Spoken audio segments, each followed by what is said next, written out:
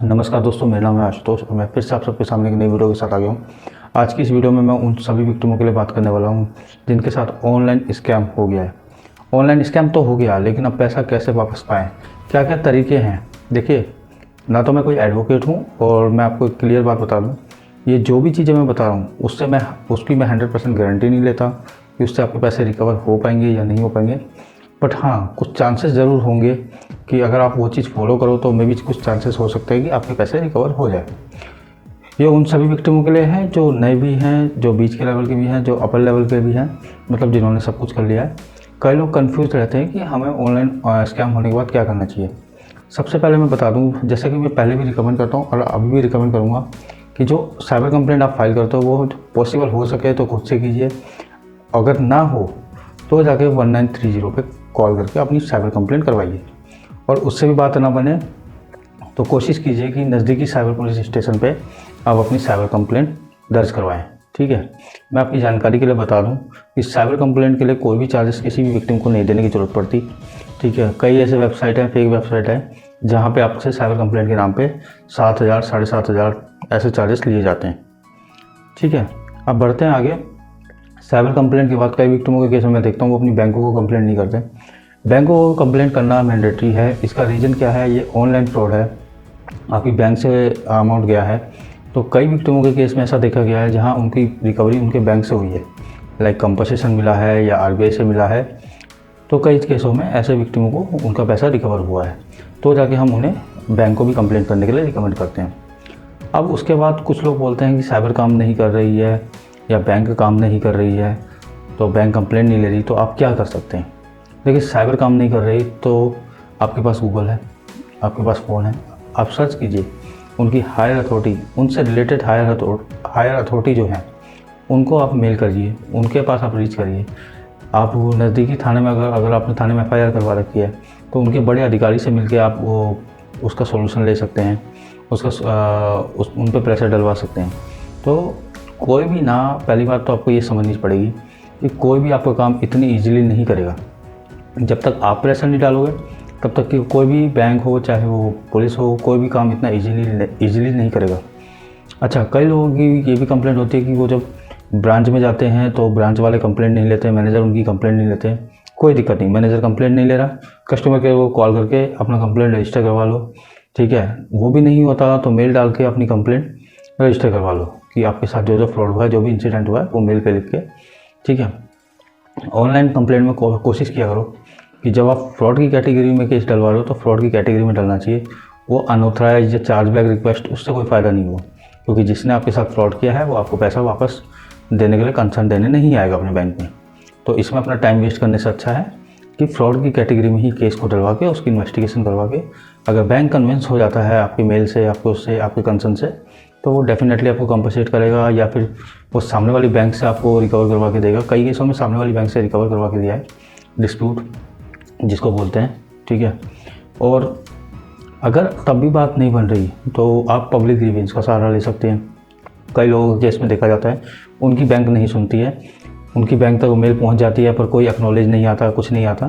तो उस सिनेरियो में आप पब्लिक ग्रीवेंस का सपोर्ट ले सकते हैं। पब्लिक ग्रीवेंस में ना सिर्फ आप अपनी बैंक का कंप्लेंट, बल्कि आप साइबर की हायर अथॉरिटी को भी रीच कर सकते हैं। अगर साइबर में कहीं आपका केस नहीं वर्क हो रहा, प्रोग्रेस नहीं हो रही है, तो पब्लिक ग्रीवेंस में आप उसके खिलाफ भी कंप्लेंट डाल सकते हैं। तो वो लोग क्या करेंगे, आपकी कंप्लेंट को उस पर्टिकुलर थाने तक पहुँचा देते हैं। ठीक है, तो वहाँ भी बात बन सकती है। अब क्या है, अगर वहाँ से भी बात नहीं बन रही, आपको मल्टीपल क्लोजर आ गए, सब कुछ आ गया, देखो कई लोग क्या करते हैं, शुरू में ही आरबीआई के पास जाने की कोशिश करते हैं। आप लोग समझो, पहले जब तक आप प्रोसीजर नहीं करोगे, प्रोसीजर वाइज नहीं चलोगे, तब तक आरबीआई के पास भी जाने का कोई फ़ायदा नहीं। सबसे पहले आप लोगों का ये जानना ज़रूरी है कि आरबीआई से भी पहले आप जिस बैंक के खिलाफ कंप्लेंट कर रहे हैं उसको इन्फॉर्मेशन देना ज़रूरी है, यानी उससे आपको, उसमें आपकी कंप्लेंट ज़रूर दर्ज होनी चाहिए। समझ रहे हैं मेरी बात? कि सपोज़ करो कि मैंने एक्सिस बैंक के खिलाफ कंप्लेंट करनी है आरबीआई को, तो उससे पहले मेरे को एक्सिस बैंक को कंप्लेंट करनी पड़ेगी, एक्सिस बैंक को रीच करना पड़ेगा, उससे आर्गूमेंट करनी पड़ेगी, तब जाके अगर 30 दिन तक एक्सिस बैंक कोई रिप्लाई नहीं देता तो उसमें भी रिमाइंडर आपको डालने हैं। और अगर एक्सिस बैंक रिप्लाई देता और आप सेटिस्फाई नहीं हैं तो आप आरबीआई के पोर्टल में 3 तरीके से कंप्लेंट डाल सकते हैं।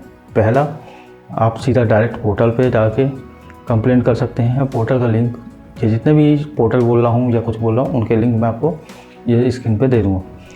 पहला आप पोर्टल पे जाके कंप्लेंट कर सकते हैं, सेकंड या आप ईमेल के ज़रिए कंप्लेंट कर सकते हैं, थर्ड अगर ये दोनों भी आपसे पॉसिबल ना हो तो उस सिनेरियो में अगर आपके आसपास आरबीआई का दफ्तर है तो आप लिखित में, जैसे कि हम पुलिस स्टेशन में एफआईआर के दौरान लिखित में देते हैं, वैसे ही आप लिखित में भी दे सकते हो उनको। ठीक है, तो ये 3 तरीके हैं आरबीआई को कंप्लेंट करने के। देखिए, क्लोज़र बार बार आता है, मल्टीपल क्लोज़र आएंगे, आपको क्या करना है, क्लोज टू क्लोज चेंज करके उसको आगे प्रोसीड करते रहना है। ठीक है, अनटिल जब तक आपको सेटिस्फाई रेजोल्यूशन नहीं मिलता है। हार कहीं से नहीं माननी है आपको। उसके बाद भी कई ऐसे तरीके हैं जिस पे आप रीच कर सकते हो। आप अगर फाइंड आउट करोगे तो बहुत से ऐसे तरीके मिलेंगे। जब आप अपने केस को लड़ रहे हो तो उससे रिलेटेड चीज़ों को सर्च करें, उससे रिलेटेड चीज़ों पे अपना फोकस रखें कि आपके केस से रिलेटेड क्या चीज़ हो सकती है। आप अपनी बैंकों की पॉलिसीज़ पढ़ सकते हो, आप आरबीआई की गाइडलाइंस पढ़ सकते हो, उसके अकॉर्डिंग आप अपने बैंक से आर्गूमेंट कर सकते हो। ठीक है, कभी भी बैंक से बात करते वक्त या कुछ करते वक्त कोई भी ऐसा कंसर्न नहीं देना जिस पे बैंक आपको मैनिपुलेट करेगा बहुत तरीके से, चाहे वो कॉल हो चाहे वो मेल हो, हर तरीके से मैनिपुलेट करेगा। जहाँ भी आपको लगता है कि आपकी बैंक मैनिपुलेट कर रही है तो उसी टाइम ऑब्जेक्शन भी उठाइए उस चीज़ पे, रिवर्ट मेल भी मारिए कि ये चीज़, ये मेरा कंसर्न नहीं था, मेरा एक्चुअल कंसर्न ये था। ठीक है, अब कई लोग मुझसे ये भी पूछते हैं कि सर इसमें कितना टाइम मिलता है, रिकवरी में कितना टाइम लग जाता है, ये कितने दिन में होता है, हमने कब कितने टाइम पे किसकी रिकवरी कब कैसे होती है। देखो, मैं एक चीज़ बता देता हूँ, किसी की रिकवरी 1 महीने में भी हो जाती है, किसी की रिकवरी 6 महीने में भी नहीं होती, किसी का और उससे ज़्यादा टाइम लग जाता है। तो यहाँ कोई पर्टिकुलर टाइम नहीं है किसी की रिकवरी का।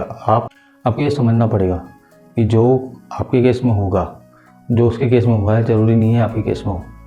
तो आपने अपने केस के वीक पॉइंट को पकड़ना है कि वीक पॉइंट कहाँ है, आर्ग्यूमेंट कहाँ नहीं कर पा रहा हूँ। वो लोग क्लोज दे रहे हैं तो क्लोज़र को पढ़ता नहीं है कोई, सीधा क्लोज़र देखता है और क्लोज समझ लेता है। आप देख तो लो उस क्लोज़र में लिखा क्या है, तो उसके अकॉर्डिंग आप पैटर्न बना सकते हो। आप कुछ लोग बोलते हैं कि जब हमारा अमाउंट होल्ड हो गया क्या होना चाहिए।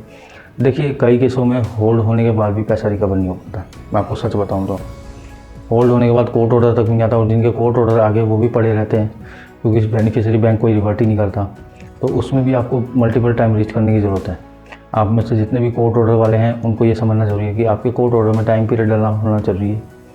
टाइम पीरियड डला होना चाहिए कि कितने दिन तक में आपको ये पैसे रिकवर हो जाने चाहिए।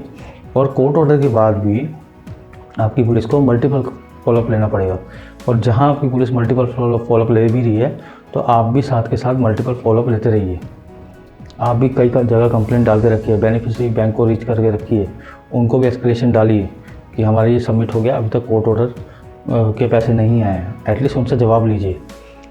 ठीक है, और जिनका अमाउंट होल्ड हो गया तो उनको बता देता हूँ, होल्ड होने के बाद भी जिनका 2-3 दिन में ही होल्ड हो जाता है, वो लोग सोचते हैं कि 2-3 दिन में होल्ड हो गया तो 1 महीने के अंदर पैसा, ऐसा कुछ नहीं है।